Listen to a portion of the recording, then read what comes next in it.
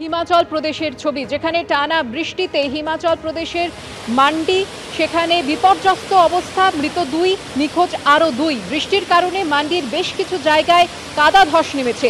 ধসে ক্ষতিগ্রস্ত একাধিক গাড়ি। ধস নামায় বন্ধ হয়েছে মান্ডির একাধিক রাস্তা।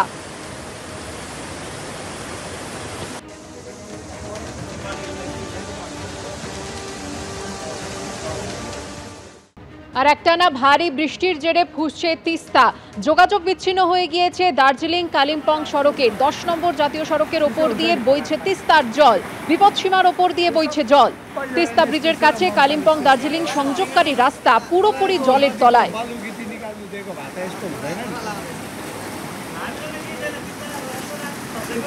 একটানা ভারী বৃষ্টি আর তার জেরেই ফুঁসছে তিস্তা নদীর। বিপদসীমার ওপর দিয়ে বইছে নদীর জল।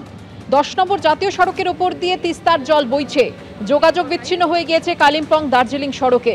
তিস্তা ব্রিজের কাছে কালিম্পং দার্জিলিং সংযোগকারী রাস্তা পুরোপুরি জলের তলায় চলে গিয়েছে।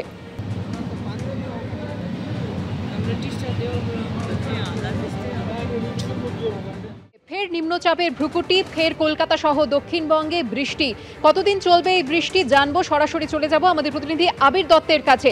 আবির, আলিপুর আবহাওয়া দপ্তরের কি আপডেট? দেখো, আবহাওয়া দপ্তরের সূত্র থেকে যেটা জানা যাচ্ছে যে উত্তর পশ্চিম মধ্যপ্রদেশে সেখানে যে নিম্নচাপ অক্ষরেখা সেই তার সঙ্গে উত্তর বঙ্গোপসাগরের যে নিম্নচাপ অক্ষরেখা প্রায় মিলে গিয়েছে এবং যার জেরে এই টানা বৃষ্টিপাতের পরিস্থিতি যেটা বাড়তে পারে আগামী বুধবার পর্যন্ত, বৃহস্পতিবারের আগে পর্যন্ত এইভাবেই চলতে পারে এমনটাই জানা যাচ্ছে। এবার তোমায় জানিয়ে রাখি যে কলকাতা শহরে 891 মিলিমিটার বৃষ্টি পড়েছে এখনও পর্যন্ত এবছর, এবং তার মধ্যে সর্বাধিক আলিপুরে এবং উত্তরবঙ্গ থেকে দক্ষিণবঙ্গ বিভিন্ন জায়গায় বৃষ্টিপাত কিন্তু চলছে। গতকাল রাত থেকে কলকাতা সংলগ্ন অঞ্চল, কলকাতা বিভিন্ন জায়গায় বৃষ্টি পড়েছে। যেমনটা জানা যাচ্ছে যে উত্তর 24 পরগনা, দক্ষিণ 24 পরগনা, পূর্ব মেদিনীপুর, অন্যদিকে হাওড়া, হুগলি এবং মুর্শিদাবাদ, নদিয়া এবং কলকাতা শহরের বিভিন্ন জায়গাতেই মাঝারি থেকে ভারী বৃষ্টিপাত বা কোনো জায়গাতে অতি ভারী বৃষ্টিপাতের সম্ভাবনা রয়েছে বুধবার পর্যন্ত। বৃহস্পতিবার থেকে পরিস্থিতি কিছুটা উন্নতি হতে পারে এমনটাই আন্দাজ করছেন বা অনুমান করছেন আবহাওয়াবিদরা। এবং তোমায় জানিয়ে রাখি যে দেখা যাচ্ছে যে উত্তরবঙ্গেও বৃষ্টির পরিমাণ কিন্তু বেড়েছে গতকাল। তার কারণ তিস্তার জলস্তর বেড়েছে, সেই খবরও পাওয়া যাচ্ছে। সব মিলিয়ে এই যে নিম্নচাপের একটা ভ্রুকুটি বা নিম্নচাপ তৈরি হওয়ার যে পরিস্থিতি, তার জেরে এই টানা বৃষ্টি গতকাল যেমন আমরা বিভিন্ন সময় দেখেছি তার থেকেও বেশি আজকে বিভিন্ন কলকাতা সহ কলকাতা সংলগ্ন বিভিন্ন জায়গাতে, কোনো জায়গাতে মাঝারি, কোনো জায়গায় অতি ভারী বৃষ্টি পড়বে এমনটাই জানা যাচ্ছে। তবে বৃহস্পতিবার থেকে কিন্তু পরিস্থিতি বদলাতে পারে এমন একটা সম্ভাবনার কথাও জানা যাচ্ছে। ধন্যবাদ আবির। আগামী 3 দিনে দক্ষিণবঙ্গের সব জায়গাতেই হালকা থেকে মাঝারি বৃষ্টিপাত সমস্ত জেলাতেই হওয়ার সম্ভাবনা রয়েছে।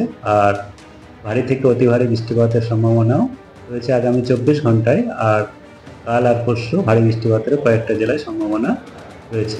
আগামীকালও আমাদের প্রায় সব জায়গাতেই বৃষ্টিপাতের সম্ভাবনা থাকছে হালকা থেকে মাঝারি। ভারী বৃষ্টিপাতের সম্ভাবনা বেশি রয়েছে আগামীকাল দক্ষিণ 24 পরগনা, হাওড়া, হুগলি আর পশ্চিম মেদিনীপুর, বাঁকুড়া, পশ্চিম বর্ধমান এইসব জেলার মধ্যে। তারপরের দিনও দক্ষিণবঙ্গে আমাদের সব জায়গাতেই হালকা থেকে মাঝারি বৃষ্টিপাত, বীরভূম, মুর্শিদাবাদ, নদিয়া জেলাতে এক জায়গায় ভারী বৃষ্টিপাত হতে পারে। উত্তরবঙ্গের বৃষ্টিপাতের পরিমাণ মানে অতি ভারী বৃষ্টিপাতের সম্ভাবনা আগামী 2 তারিখ বা 3 তারিখ থেকে 2 তারিখে হওয়ার সম্ভাবনা থাকছে।